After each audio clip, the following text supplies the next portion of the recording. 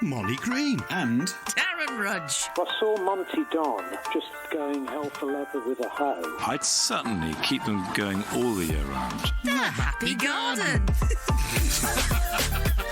Welcome. I hope you have enjoyed the glorious bit of sunshine that we've had this week and that you've had time to enjoy it as well. It is certainly getting so colourful in the garden now.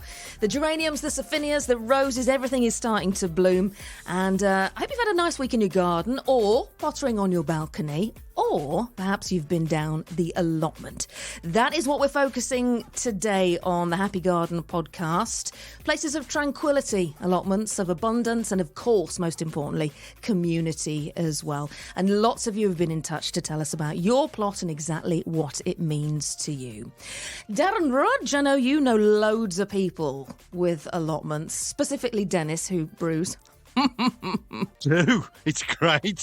It's great stuff being in Dennis's shed on his allotment because he's got all these concoctions and he normally tells me, or he'll phone me up and he'll just say, come and try this, Daz. Nice. Come and have a little one. There's been many a happy hour spent in Dennis's shed. I bet. But on a serious note, I know you know an awful lot of gardeners as well. It's like a lifeline for some people, isn't it, allotments? Yeah, and it's the community aspect of it all, isn't it, really? Allotments are great places to be, to grow, obviously, but actually to be part of that community as well. And we are at this moment dealing with quite a lot of allotmenteers and working with quite a lot of allotmenteers. I was in Castle Vale last week doing a little workshop for them out at Castle Vale allotments and just showing them how to sow and grow. And, they're wonderful people. About 30 people turned up to that, Molly, and we just had a wonderful morning, just taking cuttings and sowing seeds and doing all that sort of stuff.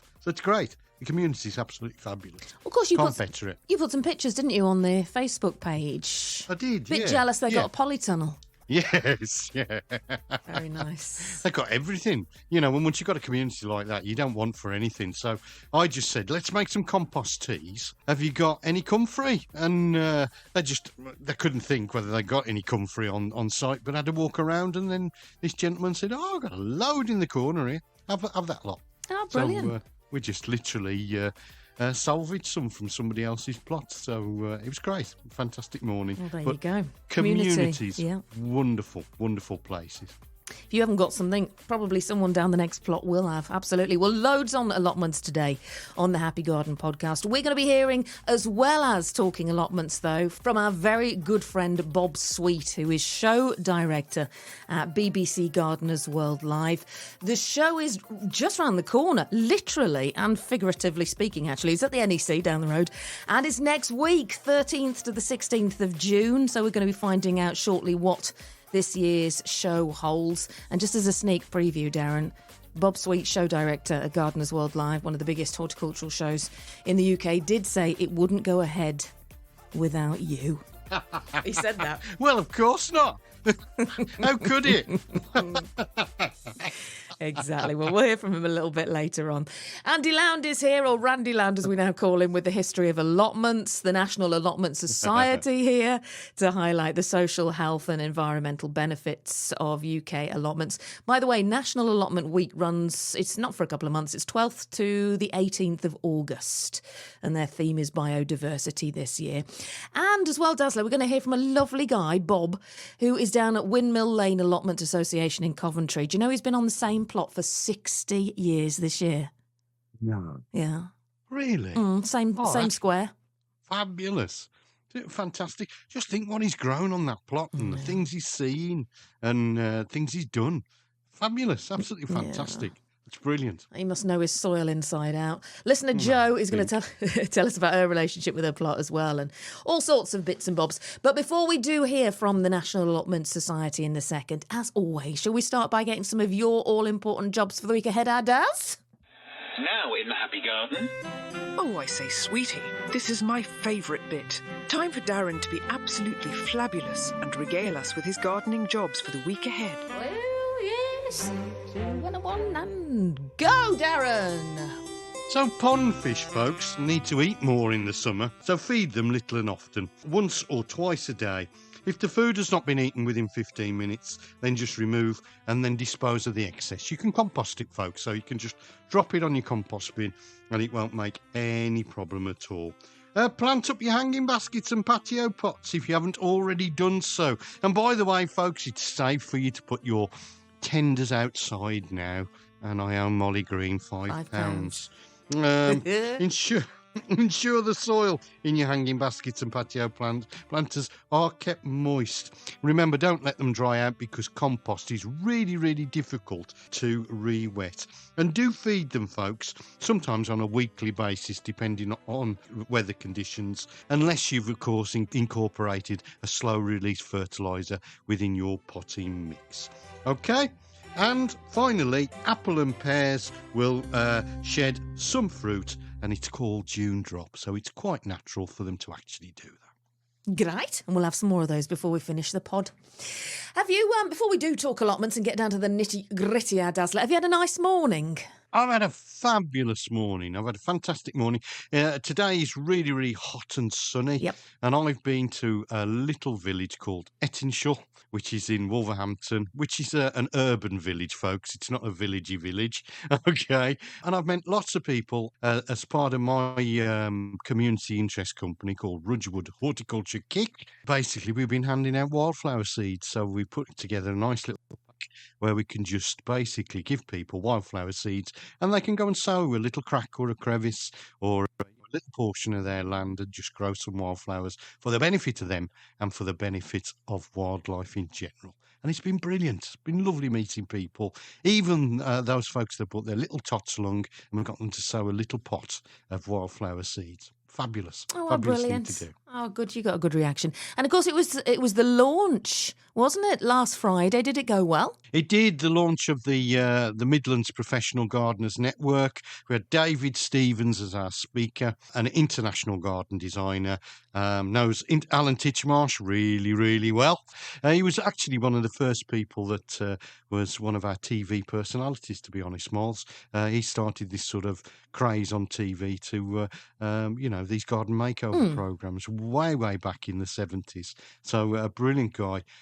Other than that, we had lots of people turn up, industry leaders, professionals, loads and loads of students that I've taught in the past from well above 20 years ago that have made a career in horticulture. So, it was a great day, absolutely fabulous day. And we really, really have made a mark because it's the first thing of its type for the Midlands, because I live in the Midlands. Basically, there is nothing for us in the Midlands, and we should just support our horticulturalists. We should support our gardeners and do watch this space because I think this is going to grow and grow and grow.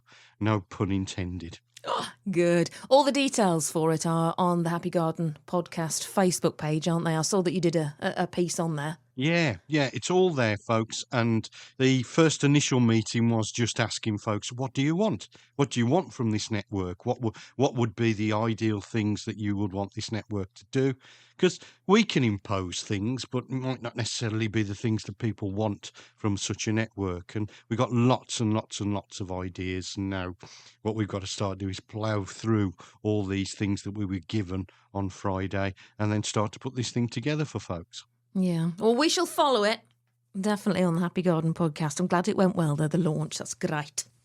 Right, on with allotments. Now, lots of you left comments on the Facebook page about what your plot means to you. We had some really great pictures as well, Ace. One here, Daz, you've probably seen this from Tracy, and it starts with, ooh, lots of O's. Ooh, yeah. Mol, I work as a support worker, and we've got an allotment where adults with mild and complex needs have the opportunity to experience growing veg that we then use in our tea rooms. Amazing to see the smiles and how proud they are when the veg blooms, and lots of fun making grass heads and cress bugs and sun catchers, and the fresh air and the people that we meet down the allotment makes such a difference to our clients. And that just resonates outwards, doesn't it? It's mental health as well as physical health. And you mentioned community earlier on. The ripple effect of being outside and growing your own, immense. Get in touch with nature. There is that intrinsic link that we have. I keep telling people about, we were cave people, that intrinsic link is still there and it nurtures your soul. And again, we run workshops on this about touching nature, feeling nature. Just suddenly stop one day and just sit and listen. And even if you're in the middle of a massive city, there is peace and there is quiet, and you can hear birds singing, and it just fulfills your soul, doesn't it? It's wonderful stuff, really is. And that's what allotments mean to folks, obviously, Yeah. because they're getting their hands in the soil, and those happy microbes get into your brain and get under your skin, and it is quite infectious. Right, let's hear from Mike Farrell, who is chair of the National Allotment Society, extolling the virtues of having your own plot. And I started by asking him just how long the society has been going for. 1933. Well, the history of it is allotments were officially, I think it was either 1890 something or 1901 when the first government legislation was put in place, still in effect, in actual fact, as to what is an allotment and how big an allotment is. They were the two parameters that were set then and have still exist to this day. And then in 1933, whatever organisation it was that was set up by the government was divided into two. The National Farmers Union was given the responsibility for farmland, and the National Allotment Society for leisure gardens and allotments. Then, and up to 1971, I believe, the local councils had to have an allotment committee. So therefore, it was pretty up there in, the day-to-day running of councils. They had to meet every so often. I think it's once a month or whatever. And so allotments were discussed and they were talked about and they were relevant. And then since then, it's gradually, in local authority terms, it's dropped down the pecking order as to importance with, obviously, with various things, education and other local housing and things like that. Part of the difficulty now is, as regards authorities anyways, is getting them to realise how important allotments are and will be to our food security and our not just the mental problems and all the rest of it. Young children, I'm trying to get young children more and more involved in allotments, primary school age. Yeah. They're fascinated. They love it. My grandkids do. Most kids do. They're interested in growing things, and if you can get the schools to do it, the kids learn. And I think that my theory is, anyway, up to about 11 or 12-year-old, they're fascinated. They go home and they try to involve the parents. My theory is nobody should leave school who isn't capable of growing enough food to cook and being able to cook 3 meals and prepare 3 meals so that they can survive. Do you think it should be on the curriculum, Mike? I do. I think it should be for young children. I think it's good. It learns them to count. It learns about science, the climates, growing. They read seed packets, so they learn reading. And it gives them some incentive to do these things. They're not just doing it for the sake of doing it. They're doing it for a purpose, dividing a 12-foot area into 9-inch segments so that they can plant the seed every so often. How many seeds are we going to need and all the rest of it? I think it all fits in. And as I say, and then as they get a bit older, cooking as well as growing. I mean, my grandson, we went to an allotment site once and the secretary was quite smitten with him. He was about 4. And he said, here you go. And he gave him 3 onions, a red one, a white one, and a yellow one. Well, we came home and planted them in pots. And even when it was chucking it down with rain, he used to come up and water them. I've got to go and water my onions. And his onions grew, and they were really good. They were very impressive. And I saw the secretary and I said, he was quite good, his onions. And he said, we've got a show coming up. I'll create a category for the under 5s. And under 5s onions. And he won a prize. And he won a bar of chocolate. Oh, and, lovely. Yeah, Lovely. He tells everybody. I mean, he's now 11, and he tells, oh, yes, when I champion onions, I grew, didn't I, Gramps? Well, do you know, Mike, we've heard from so many people that some of their earliest memories have been gardening with Granddad or gardening with Dad. Exactly. That's where the inspiration, that's where the memories come from. Yes, Adam Frost. I once met him, and he said, I'd be interested in supporting you I believe in allotments. You know, my grandfather helped me, got me into gardening. It's a big deal, isn't it? And I think then when they can't supply stuff from Portugal and Italy because the soil's blown away with the warming of the climate, and every year they lose so much topsoil, and they'll eventually get to the stage where they only grow enough for their own country, and we'll struggle to import food. Well, if we've got allotments and people that know how to grow things, we're fine. Even the government not too many days ago advised us all that, we should have 3 days of food in case, ... Those who grow and eat their own, I mean, they're really ahead of the game, aren't they? I think so, yes. And I think that, I know people and allotment sites where they grow for food banks. They go out of the way to grow surplus so that all the surplus, then they collect it up and give to food banks. And a friend of mine not too far from you, they've done a thing whereby they use the food and make soup from it, and then they donate the soup to the food bank. And I mean, I'll tell people, from the government's point of view, every pound spent on allotment saves £100 at the NHS. You know, it's an investment. It's saving us money in hospitals and ill health and looking after people in later life by having an allotment and eating fresh veg, the exercise, the fresh air, the mindfulness.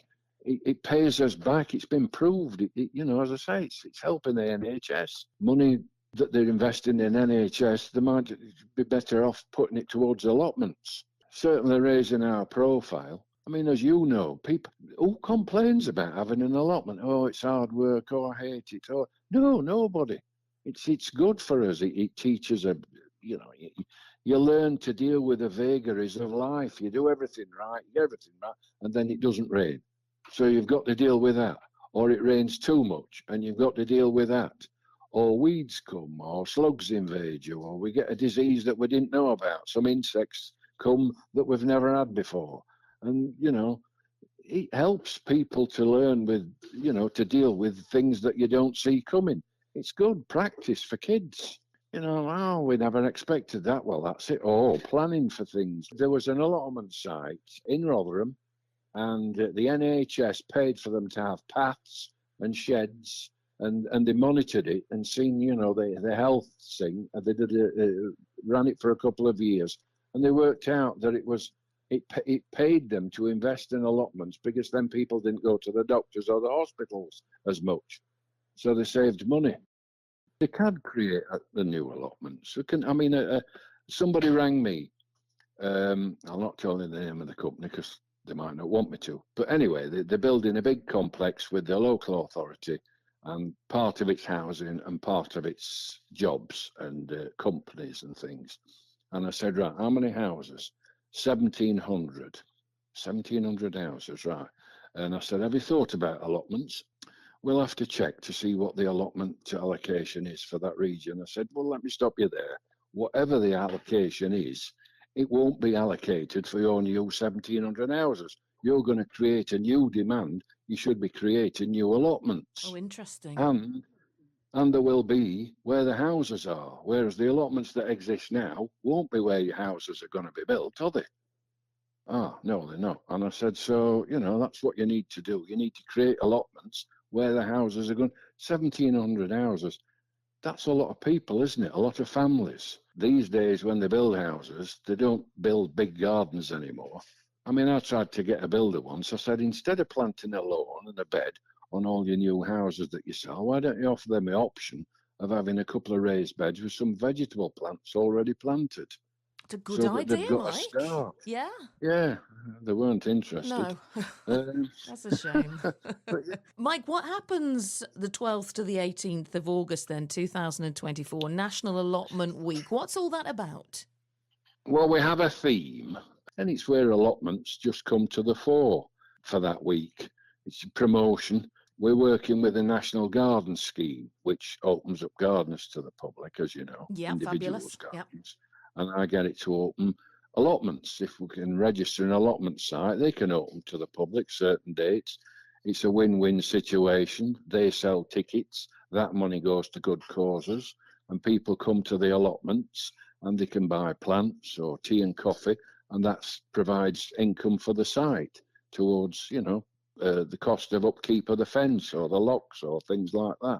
Mike Farrell there, who is chair of the National Allotment Society. I mean, Darren, there's so much to talk about there. Wasn't he a fascinating guy? Yeah, what a fascinating bloke. He's got some really good ideas as well. And you never think about new housing New estates builds, yeah. should have new allotments. I mean, that is a wonderful idea, isn't Yeah, it? yeah. And there should be some land allocated for this, shouldn't there? Well, yeah, when you Yeah. think they have they're duty bound for doctors and community centres, and there's lots and lots of legislation when it comes to new housing estates or building on new land. But yeah, that should be in there, shouldn't it? When he installs the virtues of getting kids involved for the logistics, for the planning, for the pride, for the so many skill sets that you unless you actually sit and think about it, or somebody like Mike spells it out, you don't realise just how many skill sets you use actually owning and running a plot. Yeah, and he's totally and utterly right, is that you have to meet those challenges. You have to meet them. If it's too dry, you've got to water. If it's too wet, you've got to come up with some idea as to, how to get around these things and meet these challenges. And it does give you those skills that not only are there for your allotment, but for life.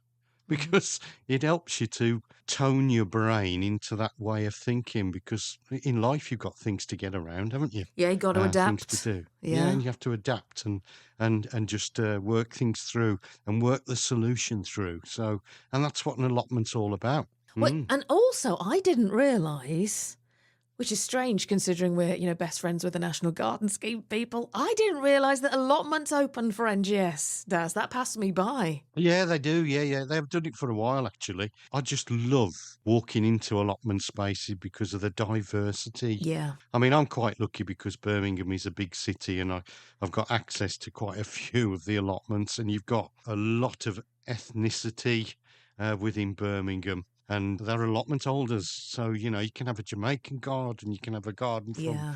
Pakistan, you can, it's wonderful.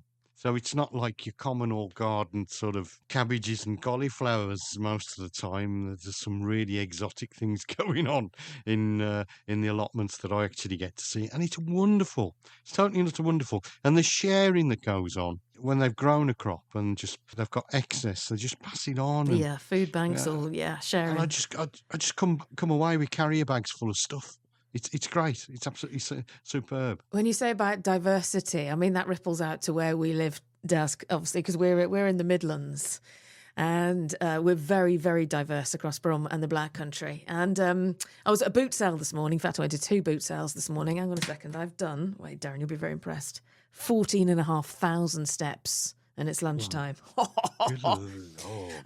because we are so diverse around here, it's so ace. And they're locally grown. People who are selling their own produce, pound, a bowl, everything a pound in a bowl, pound in a bowl. And I have no idea half the stuff I bought today. But it was in a bowl and it was a pound. But really, really diverse fruit and veg, grown locally. No idea what it is, but I'm really excited. I'm going to Google Lens it later.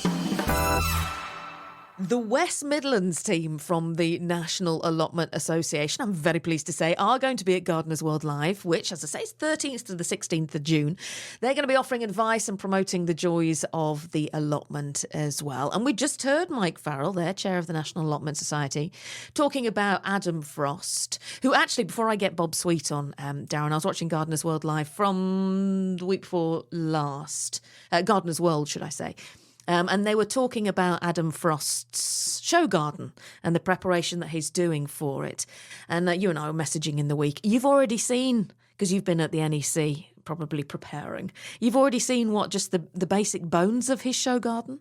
Yeah, Adam's garden is coming along at a pace and it's fabulous. He's got the feature garden, which is the chef's table, and really links into our themes with allotments and foraging and things like that, because it's just a country patch. It's just a patch where the food is being foraged from an old derelict garden with gnarled apple trees and things like that. And you cross a little sort of stream, and there's a table and chairs there for you to sit and eat and pick and cook your tea and stuff like that. It's lovely. It's very, very romantic. It is a really romantic garden, and it's a nice vision that you could create for yourself quite easily by not going into a garden space if you actually move a house and you've got a mature garden and just ripping everything out, just actually looking at what you've got, taking a couple of steps back and then just designing around it.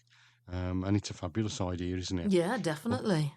Ultimately sustainable, and it's going to cost you less in your pocket as well. Yeah, so maybe you can take inspiration from Adam Frost's show garden at Gardeners World Live.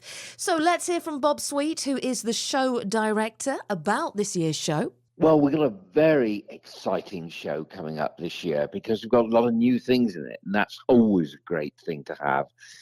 And in particular, we've got a whole new section of orchids, and we've never had orchids in such quantity at BBC Gardeners World Live before. So we have a whole international orchid show joining us this year, 30 orchid exhibitors, and some of those international. Certainly, there will be orchids that nobody has seen before, not unless they've been to the other parts of the world, of course. And elsewhere in the show, outside, we've got a new urban gardening section. So lots of new things happening. That is one of the fantastic things, isn't it, about Gardeners World Live? It's not static. You change things up every year, so it doesn't matter how many years running you've been to visit you, there's always something new.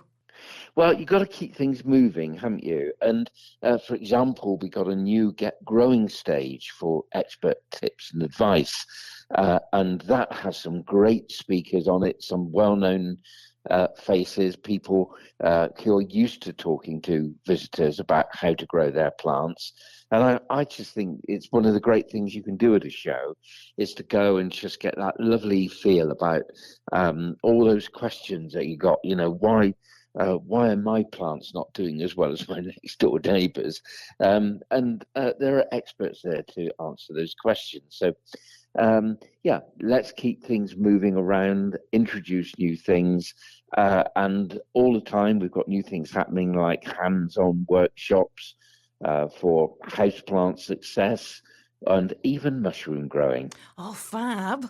Oh, do you know, I've always wanted to have a go at that, Bob, growing some fungi.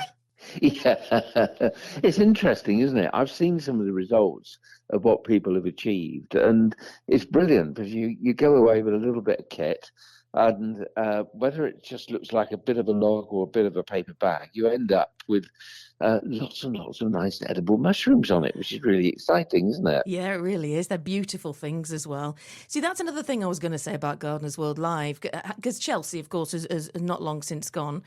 And that is a show primarily that you look at. Whereas Gardeners World Live is very inclusive. You don't just look, you do at your show. Well, I think it would be really relevant to mention at that stage that we got Adam Frost, who's doing our headline garden. It's an edible show garden called the Chef's Table. All right. And it's got lots of inspiration from plot to plate. So it features daily garden cooking demos, and it's got some conversations with some of the top chefs like James Martin and Michelle Roux from the Good Food Show, which of course is part and parcel of BBC Gardeners World Live. What other celebrities do you have with you this year, Bob? Well, we've got a fabulous lineup of headliners from the gardening fraternity, and of course Monty Don will be there, Adam Frost, Francis Tophill, Joe Swift, Carol Klein. We've got Nikki Chapman, who's one of our main hosts, and elsewhere in the show, of course, there's other people who regularly appear with us. And they include people like David Harrion, who's a really good stalwart of the show. So obviously the celebrities change from day to day. So anybody booking tickets, if they want to see a particular celeb, they should just check which days their favourite is there. But Adam is there the whole show. This year we've got just about 30 gardens of all shapes and sizes, including show gardens, showcase gardens, beautiful borders. Some of those have been designed by first-time designers, some by experienced designers. And we've got some interesting aspects. For example, BBC Gardeners World have run some viewers' tapes during the year, and this year we've put together a garden which shows some of the elements that have been shown on the box and submitted by viewers. So that's all come together quite nice with a little garden done by Pippa Probert.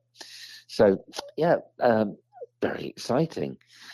I haven't really mentioned the urban gardens that we're introducing this year as well. And this year we have 2 gardens which are designed about urban gardening space.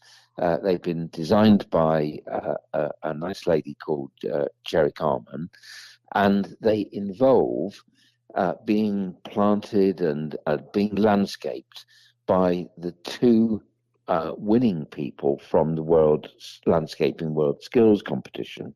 Now, you might think, well, okay, that's not of great interest really to us, but one little interesting thing about that is the 2 people who are competing almost against each other with the urban gardens are both young ladies.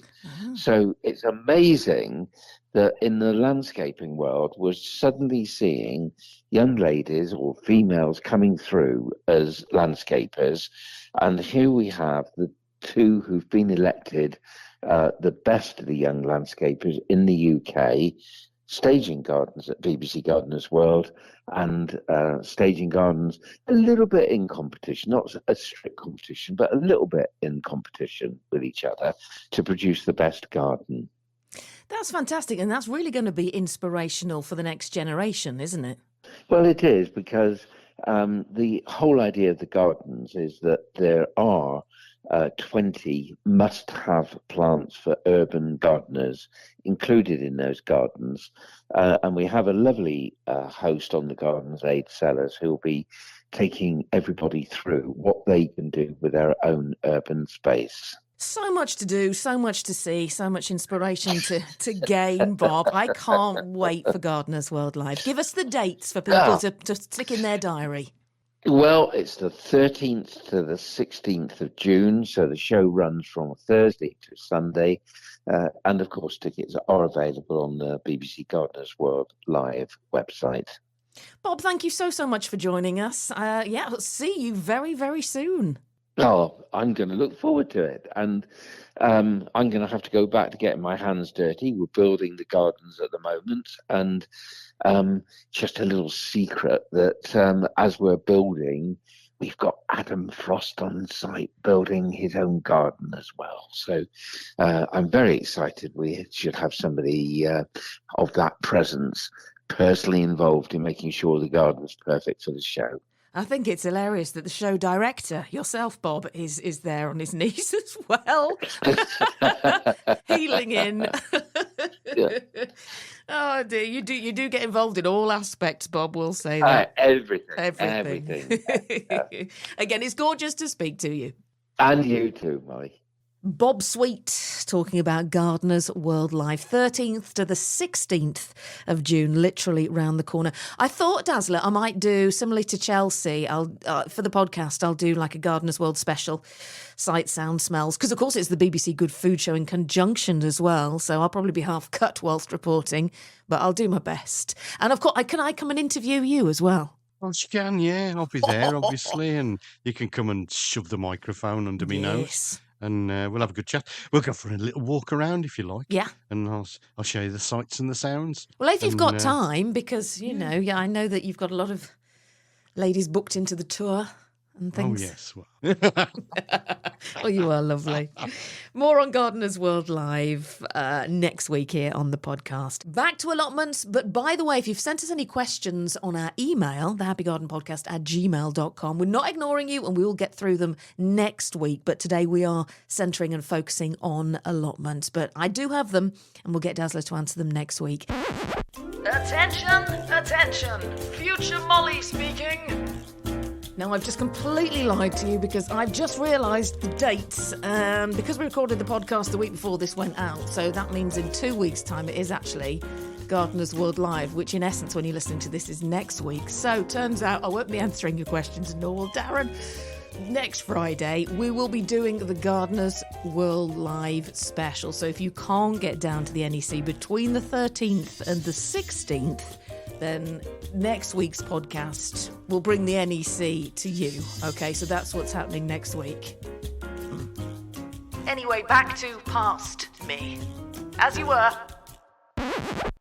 But on the Facebook, as I say, lots of you getting involved and in touch and explaining your relationship with your allotment. Welly, that lovely name, Welly has said, Mol, my allotment keeps me sane in an insane world. I go there to shut off from all the nonsense and all the drama of everyday life. And Julia says, Molly, Darren, I absolutely love my allotment.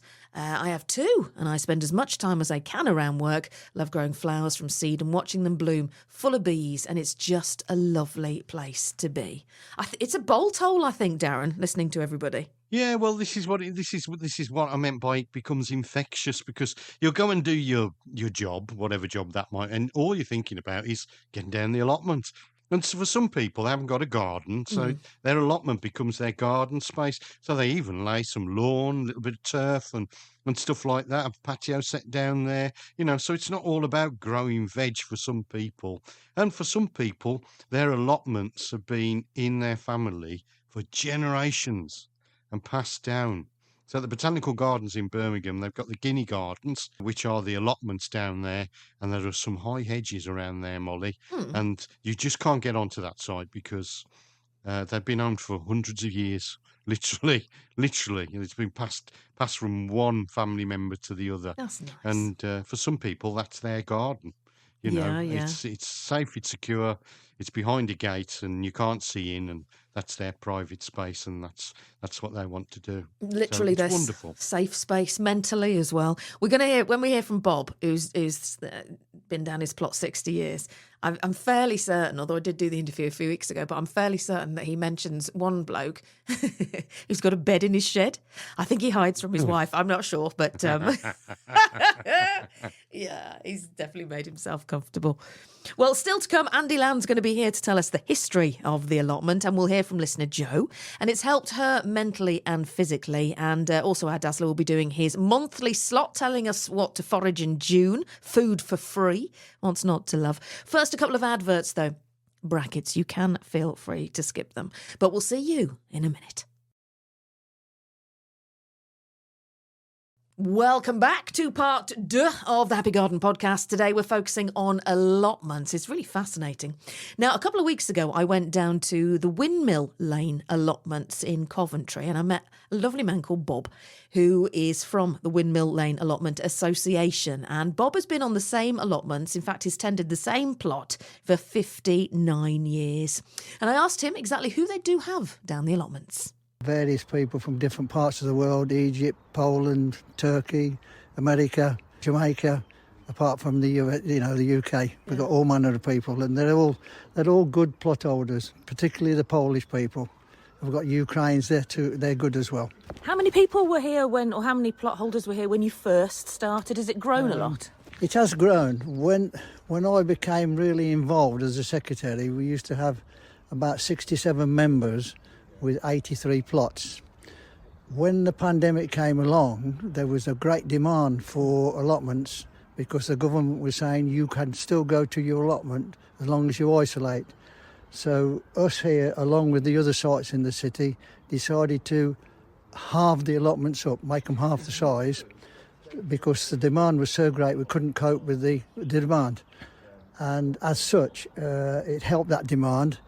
And I went from roughly 67 members to 92 because we split about 25 plots into half. So we've still got a waiting list, as like most sites in the city have. I bet that was a lifeline coming here in COVID. Absolutely. I mean, yes, for me personally, it was a lifeline. I did have a stressful job, so I could come to the allotment and leave all my cares at the gate, and just relax and not think about it. And it's a lifeline, as I say, for 25 people who wouldn't have been able to come on here had we not cut the plots in half. So it works. It works. Within the Coventry district, we run competitions as well. We run a competition for the best site in the city, the best male plot holder, the best female plot holder, and the best newcomer who's only had it 12 months. and there is a certificate for each and every one of them that wins first, second or third. There is a monetary prize attached to it as well, and there's trophies and shields attached to that as well. And in June, which we're getting near to now, we have our Coventry District AGM in the city centre, where the Lord Mayor turns up and presents all the prizes. So it's a social night with a buffet for all the winners and their families. So it's a good night, and that again is part of what we're doing as a society.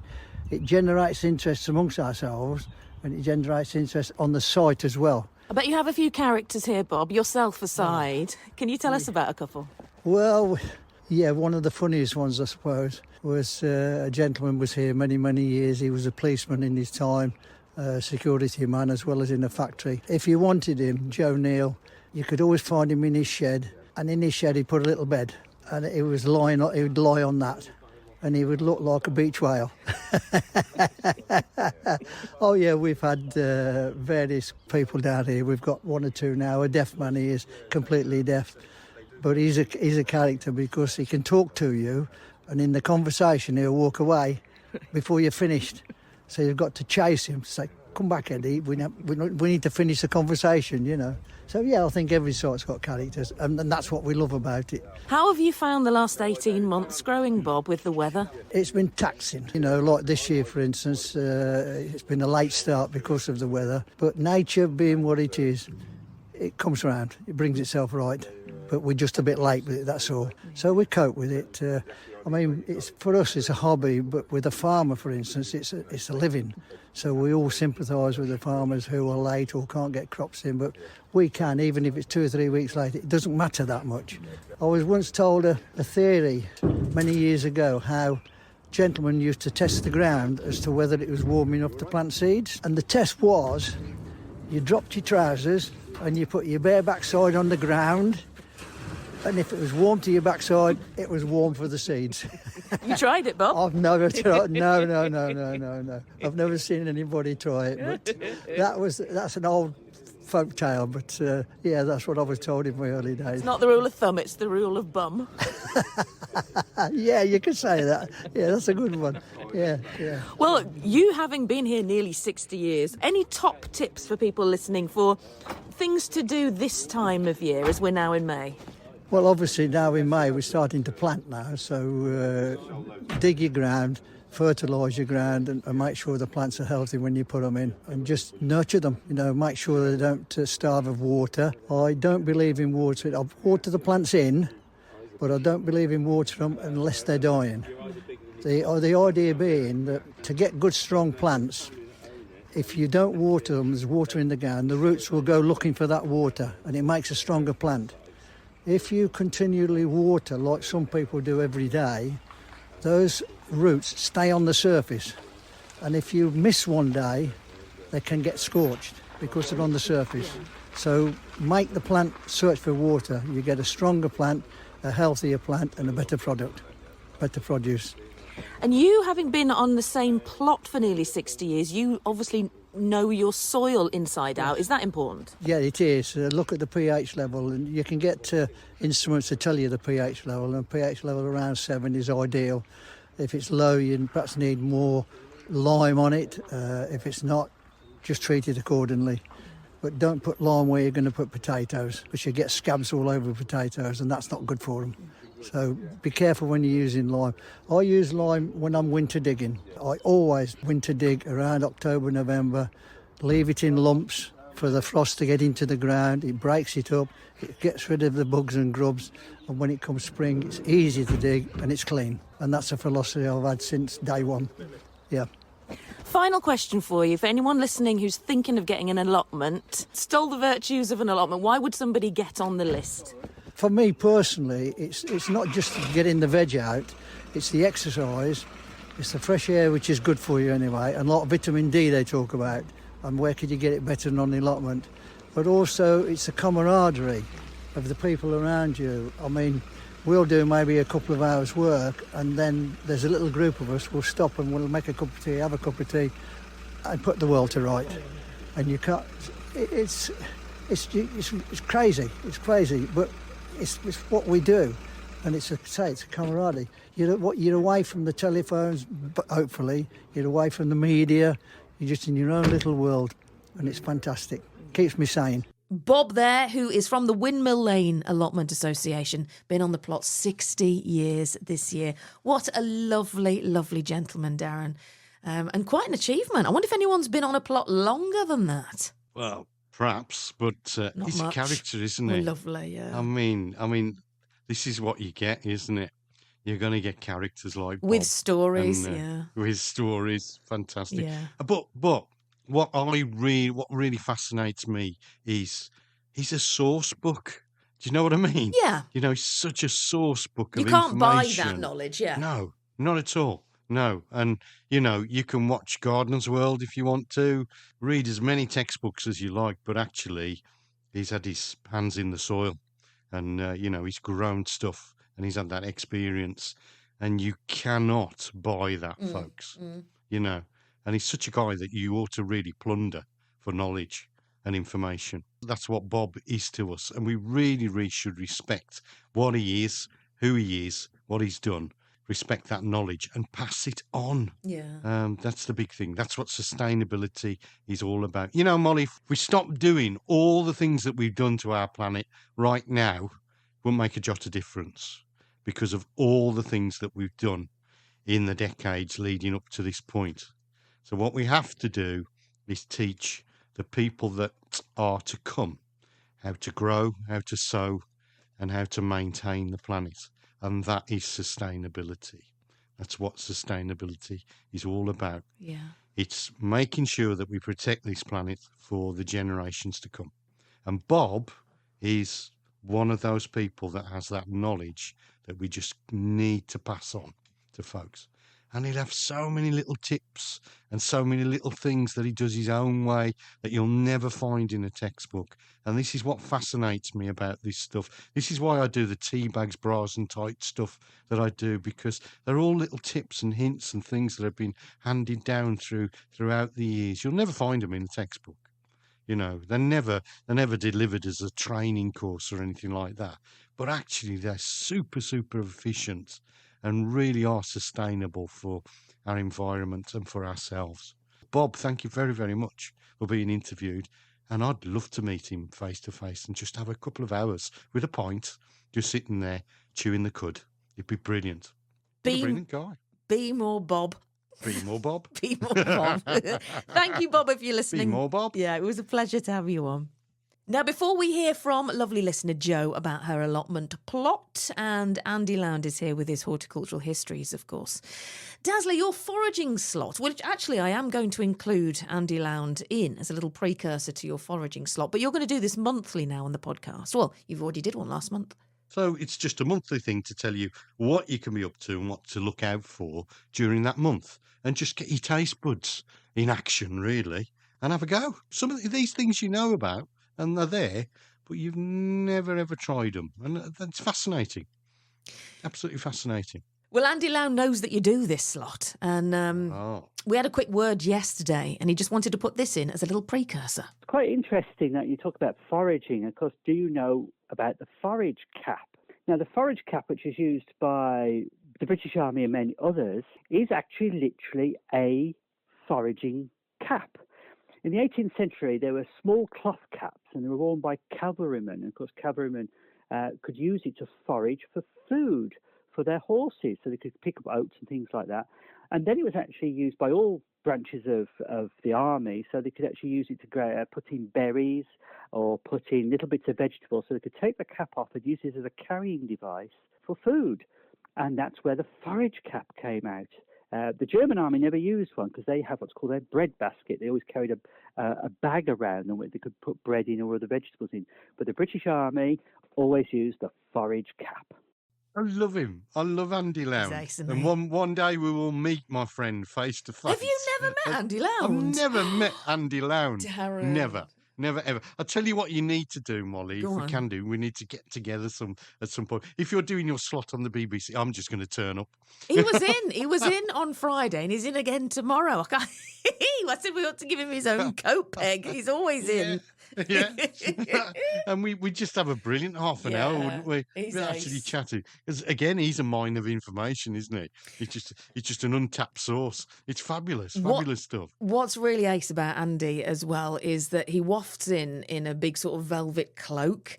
Now, Andy doesn't do t-shirt and jeans. He's always dressed to the nines. And when he was in as my inspirational guest on some slot that we did, and he says it's part of it's well, not an act, but part of the performance, I suppose. So when he's on, when he's relating his histories or whatever, or talk or whatever he's doing, he's in character because he's dressed immaculately. He's a waistcoat, velvet cloak, and, he's quite a spectacle. You know when he's entered a room, Andy. Yeah, I can imagine. And I'd love to meet him. And again, perhaps me, Andy, you, and Bob can get together and just have a couple of hours with a Down pint. the allotment. Yeah, and some marrow rum. Let's invite Dennis. Yeah, definitely. Sounds like a good plan. Right, well, should we do your large? Should we do your foraging slot? Yeah, let's do it. All right.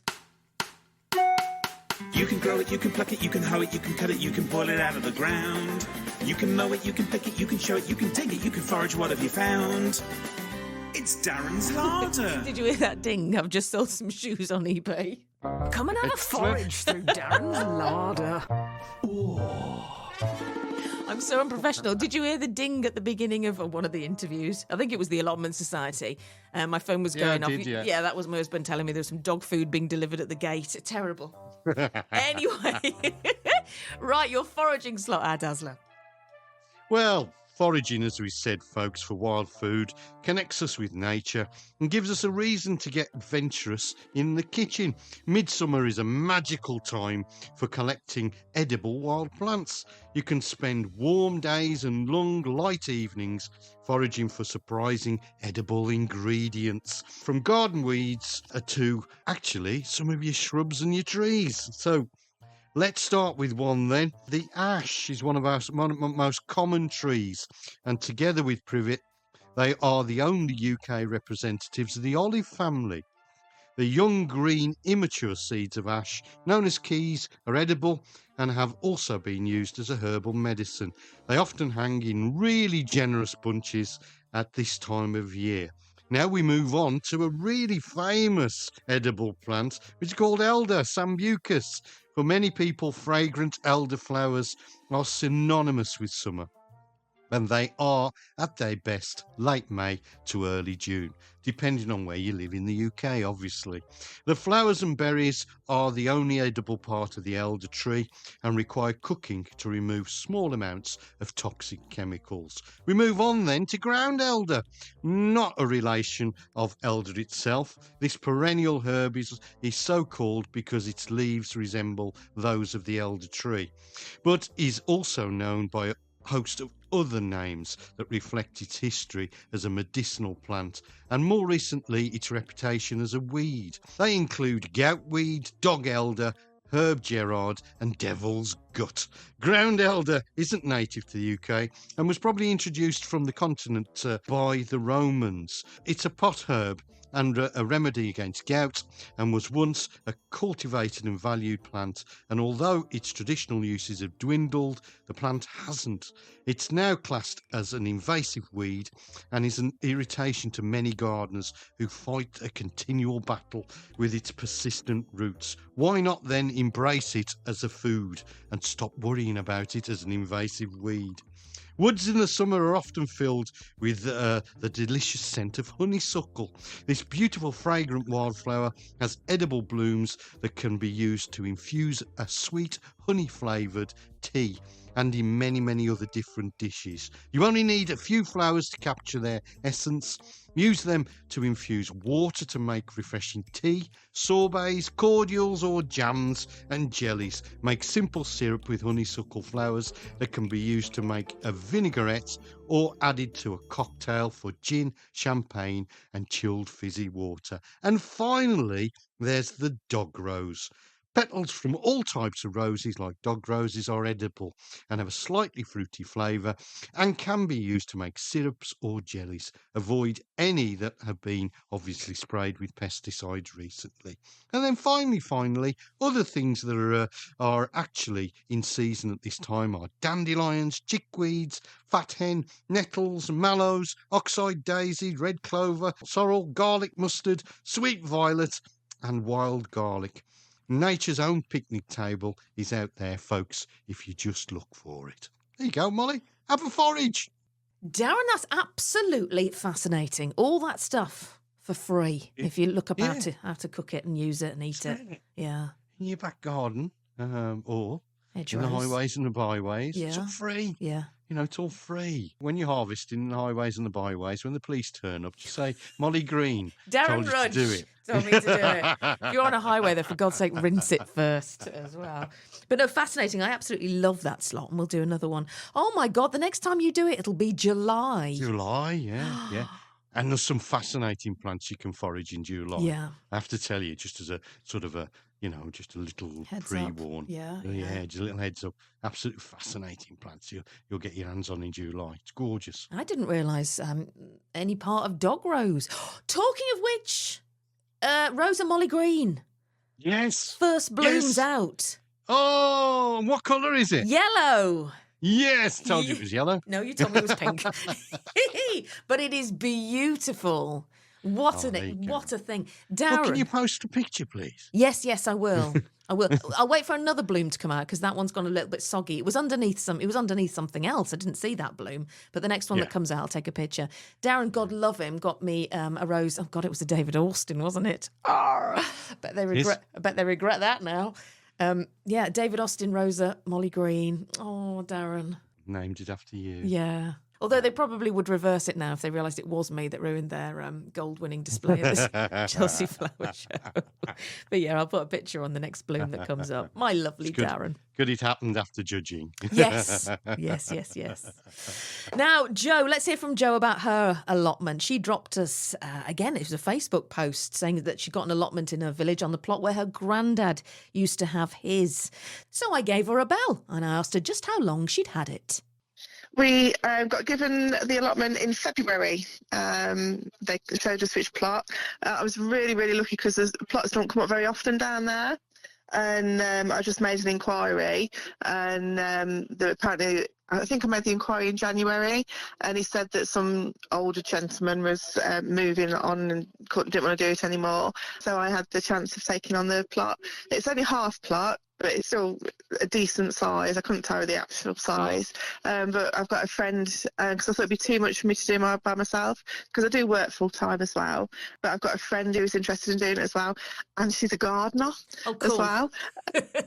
So it's been brilliant. So she's been doing it with me. So we're doing it between us, and it's great fun. And this was the allotments that your granddad used to be on? The land that the allotments was on was gifted to the village by the local mine owner, Ansley Pit owner. He gifted it to the village. So it's been there for about 140 years, something like that. Yeah, it was, my granddad had a plot on the same allotments and I used to go down and help him. I supposedly help him. I used to nick more peas than I used to put for dinner. I used to go and spend days with him down there, and when he had enough of me or my cousin, we used to go to stick a rhubarb and send the same with a bag of sugar. Oh, so do you look over to where his plot was? I mean, the memories must flood back. It must be such a privilege and a pleasure going down there. Oh, it's lovely. It's really nice as well because my uncle used to have a plot down there as well. My cousin's got one. My next door neighbour, he's just given up his, so he's got a long legacy down there. He's had a plot down there for about 60 years, and so there's a lot of history down there for me personally. So it's lovely.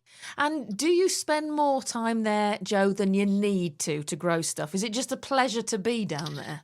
Oh, it's lovely because it's so peaceful down there. We're surrounded by trees down there as well, so all you've got is bird song. There's no traffic noise or anything. I mean, we're in a village anyway, so there's not that much. And it's just so peaceful just to sit there. It was like this morning I went down, I was down there for a couple of hours, but after an hour I'd done everything I needed. I was just like, I'm just going to chill. Nice. Just chill out. It's so nice. And there's always somebody to talk to. Everybody will come and have a chat. Yes, So- I was going to ask you about the other people down there. Have you made some mates and had a giggle and got some a gardening gang, a little friendship circle already? Yeah, it's building up nicely. It's lovely. Yeah, it sounds wrong saying this, but there's a lot of older men on the plot, and they sort of look at me and my friend Heather and sort of think, "Oh God, what are they up to now?" It makes me feel young again. Oh, I like it. So are you like everybody else? At some point, Joe, you're going to get a couple of chairs and, a little shed, and it'll be your bolt definitely. hole. Yeah. Definitely. My husband already sends me down now if I'm getting too stressed to go down the allotment for a couple of hours because he knows I'll come back chilled out. And what are you growing this year? What's underway? We've got potatoes are coming up nicely already. They're coming through. We've got cabbage, lettuces. We've got some early crop lettuces. We've got peas coming through, some broad beans. We've sown some carrots and some beetroot, and we've just put the canes up ready for the runner beans. Wow, you don't sound like a novice, Joe. Well, there's a lot of knowledge in there somewhere that I've picked up along the way, I think. Yeah, your granddad, you see, he taught you well. You weren't just eating peas. Yeah, take it in by osmosis. Lovely listener, Joe, there. And I think, Darren, I reckon we probably all of us went, oh, the pea thing. I used to shell peas at my nan's, and eat most of them. Oh, it's lovely, isn't it? And again, that's the sort of thing you used to do with your grandparents, isn't it? Yeah. Really? And what a memory. Yeah. Oh, it's fantastic, isn't it? Yeah. And makes you feel warm inside. It really does. And yet you mentioned about, generations and handing them down and the memories and the legacy. So, just lovely that she's on the same plot her granddad was on. Lovely. And so many people have been in touch. Obviously, we can't read them all out here on the podcast. It's worth going and have a look at the Facebook page. A few posts ago, where Darren and I put a post on saying, what does your allotment mean to you? And we had so many pictures and messages in. Stella says, my allotment keeps me sane, Molly and Darren. I just forget about everything that's going on in the world when I'm there. The bonus is the good food, picking asparagus and parsley at the moment. Jeanette Jackson. Jeanette Jackson. We're not that famous. No, it's Jeanette. Says, Molly, Darren, we've got one. It's going very well so far. Just got one cucumber and one squash, and we're trying to grow a melon in the polytunnel. Oh, I'm so jealous of polytunnels. I thought you were buying a polytunnel. You were trying to get yourself on a polytunnel. Yes, we're umming and ahhing, but haven't committed yet. And I covet everybody else's, and I just love to grow all year round. So thinking about it. But it's space and it's money into, and I do worry as well. And I don't know how people cope. Do you remember at the beginning of this year, did we have 3 or was it 5? I might be exaggerating. Maybe it was 3 named storms in like 2 weeks or something. Yeah, something like that. Yeah. Yeah. It worries me about them getting damaged because they are so expensive. But I mean, people cope, don't they? So make your own. What? Why don't you make your own? What? Literally, some water pipe. You know the blue water pipe? Yeah. You can get that. You can salvage that. Yeah, that's bendable. Yeah. Get yourself some concrete blocks. The big heavy concrete blocks with the holes in. Yeah. You know, the ones with the holes in the middle, and then you just space those out. Bend your pipe. They'll sit in the concrete block. Okay, and then you just literally put plastic over the top. You can put plastic or polythene over the top, and you can clip your polythene down. You can even use the really heavy duty paper clips, like the bulldog flexible clips. ones, Yeah. the bulldog clips. You can clip those in place, and make your own polytunnel. And, if you want to weight it down further, just make sure that you leave some plastic overlapping at the base, and then you can put some soil or hardcore on that, and that will really weight the polythene down, and you've made your own polytunnel. That sounds good. Don't have to go out and buy one. The thought of being in there in the rain, and then when you go in the flaps, the smell, especially when the tomatoes are growing and stuff, and you'd obviously have to have a chair in the corner and a table, coffee table. Yeah. Well, you need a potting bench. Yeah. Yeah. Oh, But yeah. You could really easily, if you speak to Mr. Green, I'm sure he could knock some of it up for you. Really, really easy. As good as some of the very expensive polytunnels that you can buy. Yeah. Watch this space. It's really exciting. Also on the Facebook, Paula says, Molly, Darren, I've got an allotment at Stafford. Had it for a year now, and at the moment I'm enjoying fresh rhubarb. Strawberries are in flower. They'll be ready soon. Can't wait to harvest my runner beans, probably in 6 to 8 weeks. Absolutely love them. Can't get any fresher than plant to plate in an hour. And then a couple more. Chris says, I'm on the allotment committee, Mol, in my capacity as a councillor on Atherstone Town Council. I really enjoy walking around the allotments as a judge for our annual allotment awards. It's hard to judge between a meticulous vegetable patch and a beautiful pigeon loft and a wildflower plot surrounded by beehives, a shooting range and a community therapy plot. Strangely, the committee are usually pretty much in agreement during the post-walk pub chat. That sounds amazing as well, being on the committee doing the judging of the allotments. Wow, yeah, that'd be brilliant, wouldn't it? So it's diverse, isn't it? A community. Community therapy plot. Now, isn't that fascinating? Wow. I wonder what that consists of. Whether it's sort of lavender. I wonder if they're sort of growing, or maybe they do 15-minute massages down there, or I wonder what the therapy plot is. Chris, if you listen to this podcast, get back in touch. That's absolutely fascinating. And then just one final one, and that's our friend Rupert. Rupert, who was in hospital. If you remember, he was with us telling us about the nigh on sepsis that he had from the thorn in his hand. I have 3 allotments. There's a garden one and a giant veg one and a flowers one, a normal one, lots of ones, 2 log burners, a tea shed, sunroom, and then sometimes I actually garden, he says. So yeah, he uses it for a lot more than just veg. It's a lot more than just growing veg. And this is the misconception with them. Allotments, people think, oh my God, it's a lot of back work. It's, manuring in the autumn and digging and stuff. But people are doing all sorts of things down there. It doesn't have to be hard back-breaking stuff, does it? No. Some people like hard back-breaking work and they like doing that. I've got a couple of friends that have their trailer load of manure delivered every autumn and dig it in. And their soil must be totally and utterly perfect or over-fertilised, really, because they do it every year, because you don't need to do it every year.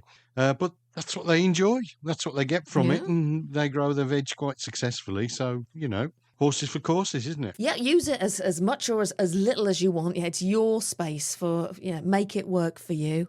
And why wouldn't you? As Mike said, the chair of the National Allotment Society, right back at the beginning, don't know anybody who moans about having a plot. Nobody dislikes having allotment. The whole thing seems win-win, Daz. Well, it is, isn't it?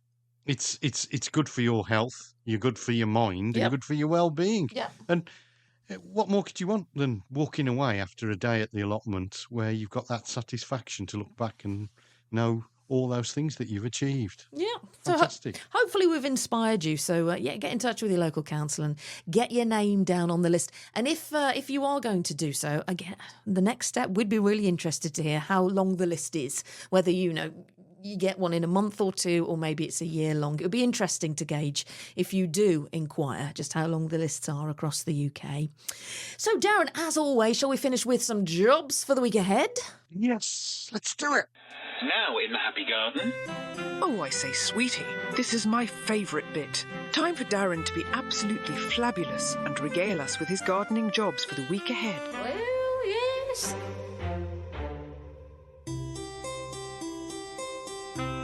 Here we go then, folks. Oh, sorry, were you waiting for me to shout go? Yeah, Sorry. go. Sorry.